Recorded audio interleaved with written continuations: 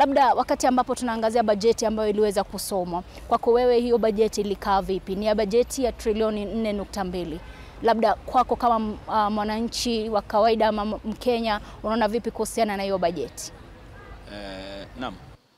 Vile ulivyosema, kwa majina ni mimi naitwa Willis Mboga. So mimi nataka kusema bajeti aliyosoma waziri wa fedha Mheshimiwa Mbadi ni bajeti ambayo haina uhalisia ndani yake.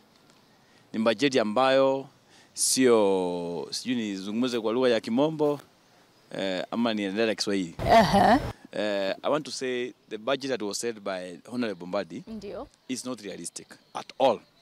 Because when you look at the estimations of the budget, we talk of 4.29 trillion, whereas we are being told in this 4.29 trillion, we are going to pay consolidated fund services, that's interest payment, kulipa madeni na hii mambo ngine, 1.1 trillion, and we are going to borrow amount of 900 billion.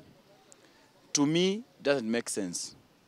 Number two, the allocation to various departments. We start with the executive, 2.47 trillion. We also have an allocation of parliament, almost 42, almost 49 billion. We also have the judiciary, 26 billion. When you look at this, the CS for Treasury has not told Kenyans how he has placed in place checks and balances to ensure that this money does not disappear to corruption.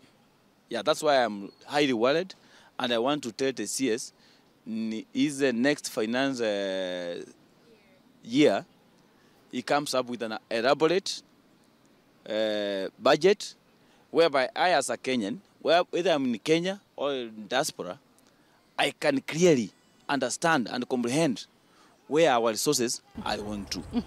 Yeah. Kwa hivyo kumaanisha kwako wewe it's not realistic kabisa. It's not realistic budget. Tuweze kumsikia Galgalo. Galgalo, kwako wewe bajeti ya mwaka